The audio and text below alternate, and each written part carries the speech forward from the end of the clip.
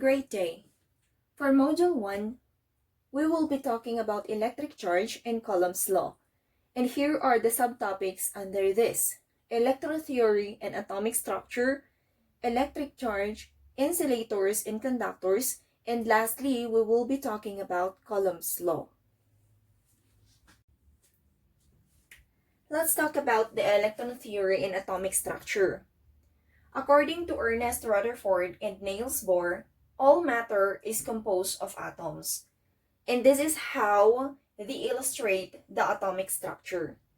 It is mainly composed of a nucleus, and inside the nucleus, we have here the positively charged particles, which is the proton. It also has the neutrally charged particle called as neutron, and under or along with the atomic orbitals, we have the negatively charged particles, which are also known as the electron. And when they studied this one, they have an approximate mass of, for proton, it has 1.67 times 10 raised to negative 27 kilograms. For electron, 9.11 times 10 raised to negative 31 kilograms. And for neutron, it has 1.67 times 10 raised to negative 27 kilograms. That is how minute a particular atom is.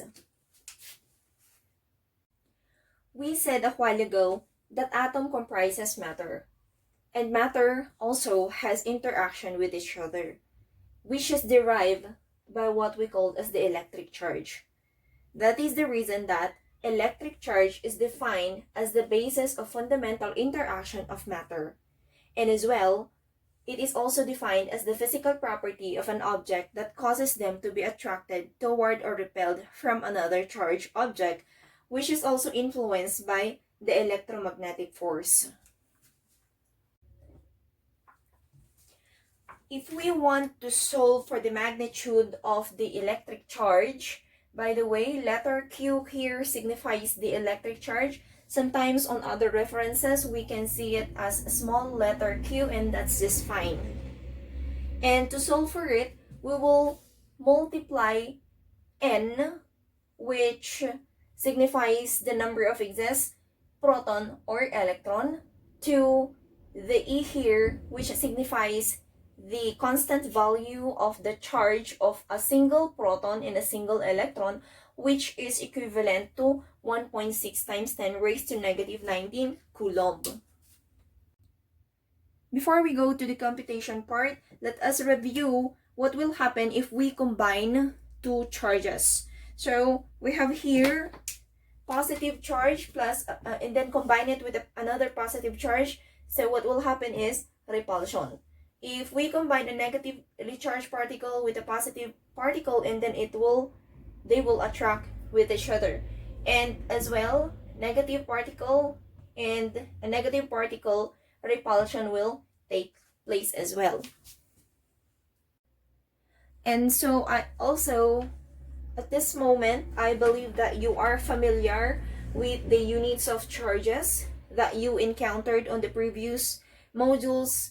And since we are here in physics, you will be encountering a lot more on the upcoming problems you will be solving. If we will be using MC here, that's millicoulomb, and then that is a number times 10 raised to negative 3. Also, for microcoulomb, that's raised to negative 6. For nano, that is raised to negative 9. And for picocoulomb, that is raised to negative 12. So let's say, for example, they just provide you a number like 3 millicoulomb, or they just say or the problem just says 3 MC. And so in your solution, that is automatically written into 3 times 10 raised to negative 3. For 3 microcoulomb, that is also written as 3 times 10 raised to negative 6. And so on and so forth. And now I believe you are ready to solve problems involving electric charges. Alright, for example number 1, we have here what is the charge of a body whose electron is 15 times 10 raised to 13 and a proton of 30 times 10 raised to 13. And here we're asked to solve for the charge. So first is we will write the given. We have here your electron has a value of 15 times 10 raised to 13. Your proton, or it is also expressed in a variable like E positive, that signifies your proton, and it has a value of 30 times 10 raised to 13. And so you are asked to solve for the charge. Now, in solving equations like this, since we will be solving for charge, you have now the constant value of a charge of a single proton and an electron, which is 1.6 times 10 raised to negative 19 coulomb. To begin with, we have here the original formula, which is charge is equals to N times the constant value E. Unfortunately, when we examine the given, both this one, the electron and the proton, belongs to N. Therefore, how to get the value for N is for us to subtract the value of the value of electron from the value of proton. So let's do that. N is equals to, your proton is 30 times 10 raised to 13 minus the value of your electron, which is 15 times 10 raised to 13.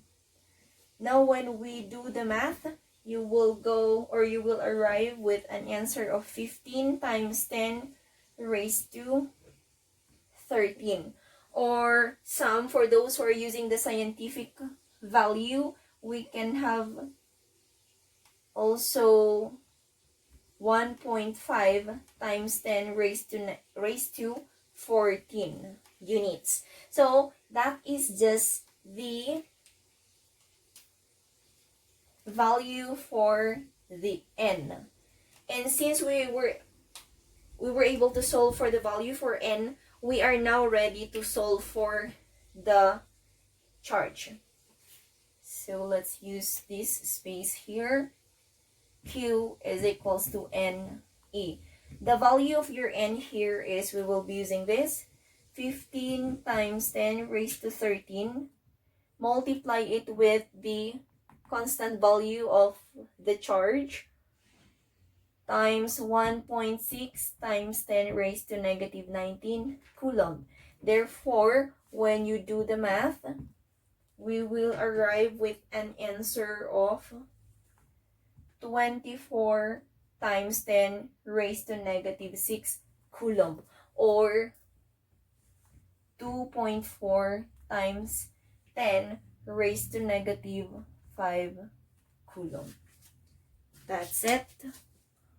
For problem number 2, how many excess electrons make up a charge of negative 30.0 microcoulomb? What are the given from the problem? We have charge is equals to negative 30.0 microcoulomb. That is also the same as negative 30.0 times 10 raised to negative 6 coulomb. What else? No more. We have to solve for the number of excess electrons, E. That is under N. That is unknown. And so when you go to the formula, we have Q is equals to N times the constant value of E. Now, we are solving for this. Therefore, we are solving for this. Let's just divide. Let's manipulate our formula. Divide both sides by E. Now you have N is equals to Q all over E. This is now the formula that we will be using. Let's substitute the value. We have charge is negative 30 times 10 raised to negative 6 coulomb divided by the value of E, which is electrons. Particularly here it was mentioned, therefore that's negative 1.6 times 10 raised to negative 19 coulomb. So when we perform the math, we will arrive with an answer of 18.75 times 10 raised to 13. Cancel. We have here units. Or you can also write that into this 1.88 times 10 raised to 14 units. That's it.